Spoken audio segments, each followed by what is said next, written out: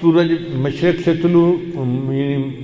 مغرب سے طلوع ہونا شروع نہیں ہوا، اس سے پہلے پہلے توبہ قبول ہو جاتی ہے، اور جب تک سانس نرخرے میں نہ پہنچ جائے اس وقت تک توبہ قبول ہوتی ہے۔ تو ہم توبہ کر کے اللہ تعالیٰ سے اپنے گناہوں کی معافی مانگیں۔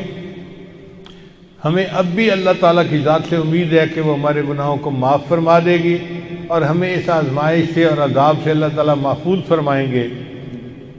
اللہ تعالیٰ ہماری ان مسجدوں کو دوبارہ آباد فرما دے اور ہمیں اپنی عبادت کی دوبارہ توفیق عطا فرمائے، اپنے گھروں کے دروازے ہمارے اوپر بند نہ کرے،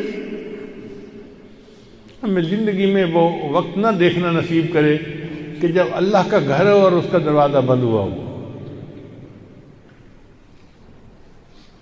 بادشاہ جب ناراض ہوتا ہے نا تو پھر دروازے بند کروا دیتا ہے۔ ہم بھی اٹھک بیٹھک کرنے والے لوگ تھے، تماشا بنایا ہوا تھا، اللہ نے کہا تمہاری اٹھک بیٹھک کی کوئی ضرورت نہیں، میں تالے لگوا دیتا ہوں، جاؤ اپنے گھروں میں جا کے بیٹھو۔ تو اس وقت ہمیں اللہ تعالیٰ سے انفرادی توبہ بھی کرنی چاہیے، اجتماعی توبہ بھی کرنی چاہیے، اپنے لیے، اپنے اس پیارے ملک کے لیے دعائیں بھی کرنی چاہیے۔ اللہ تعالیٰ امت مسلمہ پر رحمت فرمائے، اور اللہ تعالیٰ ہمیں حج عمرے کی نعمت سے محروم نہ فرمائے، اور اللہ تعالیٰ ہماری توبہ کو قبول فرمائے۔